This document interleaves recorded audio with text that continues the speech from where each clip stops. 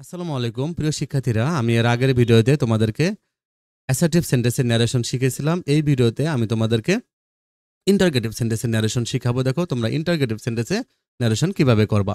দেখো interrogative sentence মানে হলো প্রশ্নবোধক বাক্য। ওকে, ইন্টারগেটিভ সেন্টেন্স মানে কি? প্রশ্নবোধক বাক্য। এখন প্রশ্নবোধক বাক্য মানে কি? যেখানে প্রশ্ন করা হবে, এটা তো সবাই বুঝো, তাই না? প্রশ্নবোধক বাক্য যেন তোমরা প্রশ্ন করা বোঝা। এখন প্রশ্ন করা কিভাবে বোঝাবে এটা আমরা দেখবো যে ইন্টারগেটিভ সেন্টেন্সগুলো দুইটা টাইপের হয়। তো আমি কিন্তু ন্যারেশনে কোনো ব্যাখ্যামূলক রুল লিখবো না, তোমরা শুধু মনে রাখবা ইন্টারগেটিভ সেন্টেন্স মানে দুইটা টাইপ হবে। ওকে, ইন্টারগেটিভ সেন্টেন্স যদি থাকে তখন আমরা দেখো যে সেইট অথবা সেইট টু অথবা কি সেইট টু যেটাই থাক, আমরা ইন্টারগেটিভ সেন্টেন্সে সেইট বা সেইট টুর জন্য আমরা লিখবো আস্ট। কি লিখবো? আস্ট। প্রিয় শিক্ষার্থীরা দেখো, এই আস্ট উচ্চারণটা অনেকের কষ্ট হয়ে যায় উচ্চারণ করতে। তোমরা এভাবে উচ্চারণ করবা আস্ট। এইটা কে উচ্চারণ করবা না, তোমরা না করে তোমরা এইভাবে উচ্চারণ করবা ASED,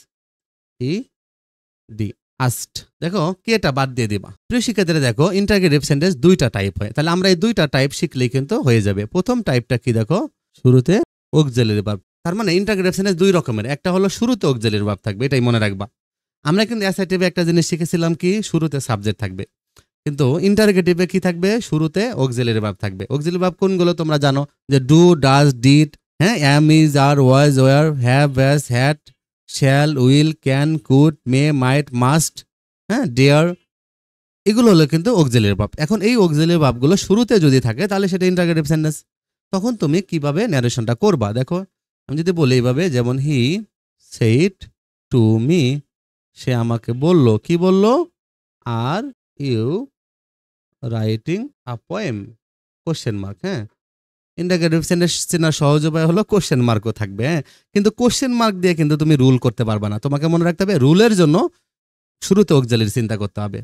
তাহলে হলো শেষে হলো এই যে কোশ্চেন ইনভার্টেড কমা ক্লোজ করে দিলাম। দেখো এখন দেখো, এই যে শুরুতে আর আছে, শুরুতে কি আছে? Am, is, are, was, were, এই যে আর আছে। এখন তোমার রুল এটার উপরে রুল হবে। কোশ্চেন মার্ক তো থাকবে ইন্টারগেটিভ, এটা তুমি জানো, বাট এটার কোনো আমাদের কাজ নেই, কারণ আমরা ন্যারেশন করার সময় কখনো কোশ্চেন মার্ক দিব না ইনডাইরেক্ট করার সময়। তাহলে তুমি দেখবা কি, এই অক্সিলারি ভার্বটা দেখবা। শুরুতে যদি তোমার এই অক্সিলারি ভার্বটা থাকে তাহলে তুমি বুঝবা এটা হলো ইন্টারগেটিভ সেন্টেন্স। তো এটার জন্য নির্দিষ্ট একটা নিয়ম আছে, কোনো রুল আলাদাভাবে শেখার দরকার নেই, এটা মনে রাখবা।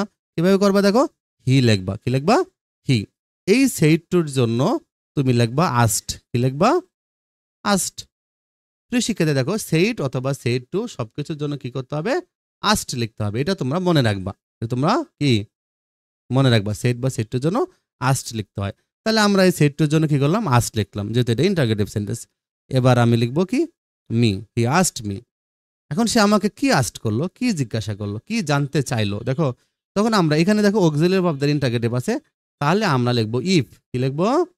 এখানে কিন্তু আমরা দ্যাট শিখে নেই, এখানে কিন্তু আমরা দ্যাট দিতে পারবো না। তাহলে আমরা কি লিখবো? ইফ। এটা খুবই গুরুত্বপূর্ণ কথা, মনে রাখতে হবে কি, ইফ দিতে হবে। এটার জন্য যে অক্সিলারি ভার্ব দ্বারা ইন্টারগেটিভ সেন্টেন্স থাকলে তোমরা অবশ্যই কি করবা? ইফ দিবা। ইফ। এখন দেখো, are you writing a poem, তুমি কি একটা কি করতেছো? তুমি কি একটা হলো যে কবিতা লিখতেছো? তুমি কি একটা কবিতা লিখতেছো? এখন দেখো, এই আরটা অক্সিলারি ভার্বটা তোমরা এই সাবজেক্টের পরে চিন্তা করে নিবা। কি করবা? এটাকে তুমি কি করবা? এই সাবজেক্টের এই পরে চিন্তা করে এখানে নিয়ে আসবা। তাহলে এটা যদি আমরা এখানে নিয়ে আসি, সাবজেক্টের পরে দিই, তাহলে হবে you are writing a poem, এটা হয়ে যাবে, তাই না? তাহলে you are writing a poem, তাহলে ইউ মানে কি? সে তো আমাকে বলতেছে যে তুমি কি একটা কবিতা লিখতেছো, তাহলে সে তো আমাকে লিখতেছে, আই লিখতেছি, তাই না? আই রাইট হবে। হি তো রাইট না, সে তো লিখতেছে না। মি মানে আমাকে বলতেছে, আমি লিখতেছি, তার মানে আমি লিখবো, তার মানে এখানে আই। আমি এখানে ইউ সাবজেক্ট ফর্ম, আমরা সাবজেক্ট ফর্ম আকারে লিখবো, এখানে লিখবো আই। আবার মি লেখা যাবে না, কারণ এখানে সাবজেক্ট আকারে লিখতে হবে। যেমন আই, আমাকে বলছে আমি লিখতেছি, তাই না? আই। এবার আমরা শিখছিলাম যে অ্যাম, ইজ, আর থাকলে ওয়াজ, ওয়ার লিখতে হয়, আর আয়ের জন্য হবে ওয়াজ, আয়ের জন্য হবে ওয়াজ। তো এগুলো তোমরা যদি না পারো তোমরা ফার্স্ট ভিডিওটা দেখে নেবা। তাহলে আয়ের জন্য হবে কি? ওয়াজ। তারপর আমরা কি লিখবো? যা আছে তাই লিখবো, আর কিছুই চেঞ্জ করতে পারবো না, কিছু না। মনে রাখবা যে সেইড টু বা এর জন্য তুমি কি লিখবা? আস্ট লিখবা। আর এই যে অক্সিলারি ভার্ব দ্বারা যেহেতু ইন্টারগেটিভ সেন্টেন্স, এই অক্সিলারি ভার্বটা এটা তোমরা ভালো করে মনে রাখবা যে শুরুতে অক্সিলারি ভার্ব থাকলে ইফ লিখতে হবে, এটাই তোমাদের নিয়ম। শুরুতে অক্সিলারি ভার্ব থাকলে তাহলে কি লিখতে হবে? ইফ লিখতে হবে।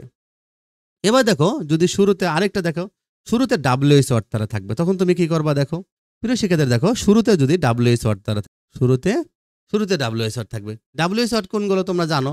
ডাব্লিউএইচ ওয়ার্ড হলো হোয়াট, হ্যাঁ, তারপরে হোয়েন, হ্যাঁ, তারপর হলো হু। দেখো সবার শুরুতে দেখো ডাব্লিউএইচ ওয়ার্ড আছে, দেখছো? Why, what. তাহলে হাউ এর ক্ষেত্রে ডাব্লিউএইচটা উল্টা, দেখো এই যে ডাব্লিউ, এই যে এইচ। তাহলে হু, হোয়েন, হোয়াট, হাউ, হোয়াই এগুলো হলো ডাব্লিউএইচ ওয়ার্ড। তাহলে শুরুতে ডাব্লিউএইচ ওয়ার্ড থাকবে। আর তোমরা তো ইন্টারগেটিভ বুঝবা যে কোশ্চেন মার্ক তো অবশ্যই থাকবে সেখানে, তাই না? তো এই টাইপের সেন্টেন্সের জন্য একটা নিয়ম আছে, এটা মনে রাখতে হবে। কি দেখো, যেমন আমি যদি বলি যে তপু, হ্যাঁ, Tapu said to her, Tapu তাকে বলল, কি বললো দেখো, হোয়ার হ্যাভ ইউ গন। দেখো প্রিয় শিক্ষার্থীরা কি লিখলাম, দেখো Tapu said to her where have you gone. Tapu তাকে বলল তুমি কোথায় গিয়েছিলা। তাহলে দেখো এইখানে দেখো এটাও কিন্তু ইন্টারগেটিভ সেন্টেন্স। তো এখানে কিন্তু দেখো ডাব্লিউএইচ ওয়ার্ড আছে, এখানে কিন্তু শুরুতে অক্সিলারি ভার্ব নেই। দেখো ইন্টারগেটিভ সেন্টেন্স মানেই কিন্তু দেখবা শুরুতে হয় অক্সিলারি ভার্ব থাকবে অথবা ডাব্লিউএইচ ওয়ার্ড থাকবে। তবে অক্সিলারি ভার্ব কিন্তু সাবজেক্টের আগেই থাকবে। যে কোনো ইন্টারগেটিভ সেন্টেন্সে কিন্তু অক্সিলারি ভার্বটা আগে থাকে, তারপরে সাবজেক্ট থাকে, তারপরে সাবজেক্ট থাকে, শেষে কোশ্চেন মার্ক থাকে। ওকে, শেষে কি থাকে? কোশ্চেন মার্ক থাকে। আর যদি ডাব্লিউএইচ ওয়ার্ডও থাকে তাও কিন্তু অক্সিলারি ভার্বটা সাবজেক্টের আগেই থাকবে। তাহলে এখান থেকে ডাব্লিউএইচ ওয়ার্ড দ্বারা ইন্টারগেটিভ সেন্টেন্স। তাহলে আমরা কিভাবে ন্যারেশন করব দেখো, তাহলে আমরা লিখবো তপু। কি লিখবো? তপু। দেখো এই যে সেইড টু আছে, তাহলে তোমরা সবসময় সেইড টুর জন্য কি লিখবা? সেইডের জন্য লিখবা হলো আস্ট। কি লিখবা? আস্ট। তাহলে তপু আস্ট হার, হ্যাঁ, তপু আস্ট হার, তপু তাকে বলল, কি বলছে? Where have you gone. তাহলে এখানে দেখো অক্সিলারি ভার্ব শুরুতে নেই, ডাব্লিউএইচ ওয়ার্ড আছে। তাহলে আমরা ডাব্লিউএইচ ওয়ার্ড যখন থাকবে এখানে কিন্তু আমরা দ্যাট লিখতে পারবো না, আমরা ইফও লিখতে পারবো না। অক্সিলারি ভার্ব থাকলে ইক লিখতাম। তাহলে যে ডাব্লিউএইচ ওয়ার্ডটা থাকবে ওকে লিখে দিবা, এখানে যে থাকবে ওকে লিখে দিবা। তাহলে ও একটা কানেক্টর হিসেবে কাজ করলো। ওকে, তার মানে যেখানে ছিল না ওখানে আমরা ইফ লিখছি, আর যেখানে থাকবে ডাব্লিউএইচ ওয়ার্ড যেটা আছে ওটাই লিখে দিবা। আর এই যে অক্সিলারি ভার্বটা তুমি কি করবা, সব সময় এটা নিয়ম একই, অক্সিলারি ভার্বটা সাবজেক্টের পরে চিন্তা করবা, সাবজেক্টের পরে নিয়ে আসবা। ওকে কি করবা, এইখানে নিয়ে আসবা, এখানে নিয়ে আসবা। তাহলে ইউ হ্যাভ গন যদি হয় তাহলে ইউটা কে বলো তো? ইউটা তো হলো তপু তো মেয়েটাকে বলছিল, তাকে বলছিল, তাহলে মেয়ে তো হলো শি। হারের সাবজেক্ট ফর্ম হলো শি, হারের সাবজেক্ট ফর্ম হলো কি? শি। কারণ মেয়ে মানুষ শি হবে, ছেলে হলে হি হইতো, হিম হলে হি হতো। তাহলে হোয়ার হ্যাভ ইউ গন, তাহলে এখানে ইউটা হলো কি? শি।